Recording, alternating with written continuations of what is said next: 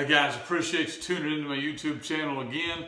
This is continuing of the week we're looking at is how to simplify things as a coach. So Monday, I looked at offense. Tuesday, looked at defense. Wednesday, looked at the weight room. Today, mainly I'm talking to head coaches or future head coaches.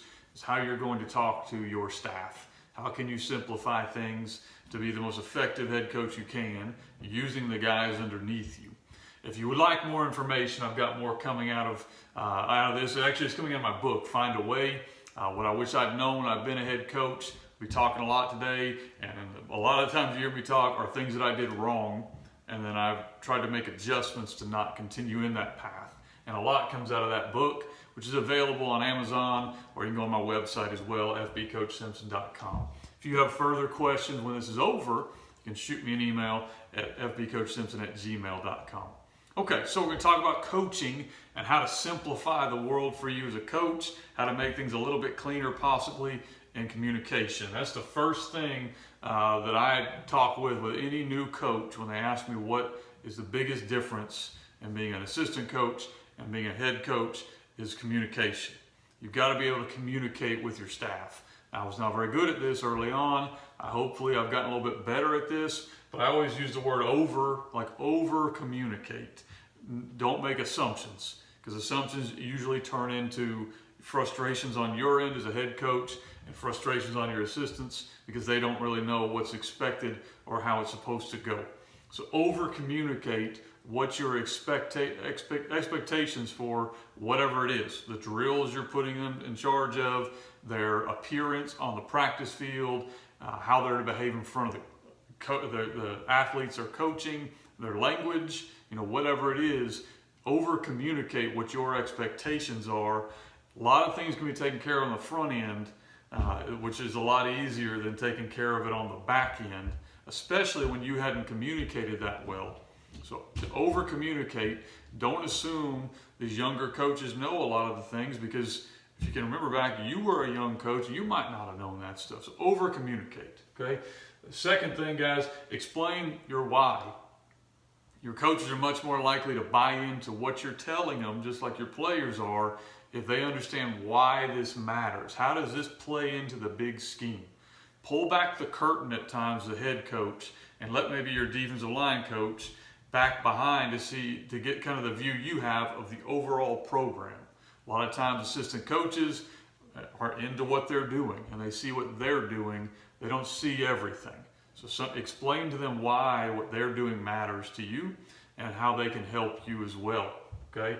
The third one, meet in as small of groups as possible, or don't meet at all if possible. Okay. Meetings, they're not fun. They're not fun for you as a head coach. They're definitely not fun for assistant coaches. So try to only meet if you're accomplishing certain goals.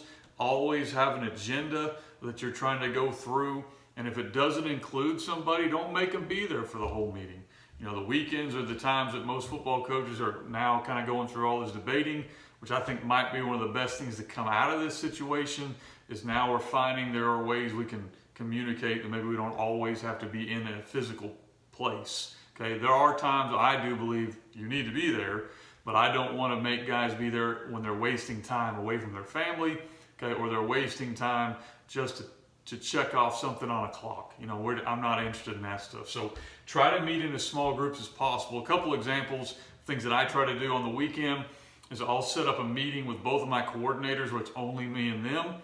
I'll set up meetings with me and position coaches where it's only me and them. And then I'll set up meetings where it's the defensive staff by themselves, offensive staff by themselves, and I give them a lot of freedom to pick the time they want to meet. It's got to be done by X time on Sunday. And then as a full staff, we only meet at 7:30 on Sunday evening, and I try to have my guys out of there by 8:30 or 9 at the latest. And inside of that meeting is things that everyone needs to be a part of. It's going to be personnel decisions, it's going to be the weekly schedule, it's going to be adjustments to whatever needs to be done. It applies to them. Okay, but I've had meetings throughout that whole weekend with me and individually each of them, and then we come together for that. So you're not wasting time, or wasting as little time as possible. Okay. Fourth thing, document everything you can. I learned this from a guy who's actually on my staff now. He's my junior high coach, but he taught me document everything, good and bad. Good and bad. When you pull a guy in, you want to be able to say, Here's what you did and exactly what it is, whatever it is. Some of y'all are in bad situations. I don't know what you're in, where you may have a guy that it ain't working real well. Document everything you can.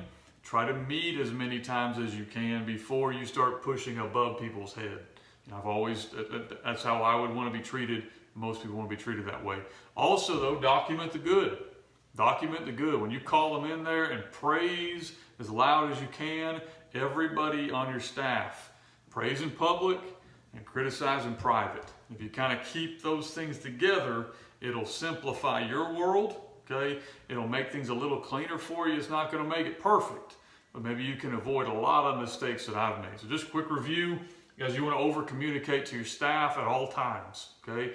There are a lot of things, again, I mentioned earlier, that they don't know, and it's not their fault. We don't know their background. Explain your why. Explain their why. Explain why what they do matters to you. Why are you important, okay? Meet in small groups and keep that time shrunk and just respect people's time, okay? And then document. Hopefully it doesn't get to the point where that's a bad documentation, but if it is, you need to have it, okay? But a lot of times that can be good documentation. That's great in those radio interviews. Somebody's asking you something and you can praise some guy for exact thing he did and, just give him the publicity that he deserves, okay? This is a great thing to do. Guys, if you want more information from me, you can reach out to me, fbcoachsimpson@gmail.com. I literally wrote a book over a lot of this stuff. It's called Find a Way, What I Wish I Had Known When I Became a Head Football Coach. You can find it on Amazon or on my website. We'll have a little bit more of Simple Week coming up, and then we're going to turn the page and look at a theme for the next week. Appreciate you guys' time. If you haven't already done so, you can subscribe just by clicking the button down below.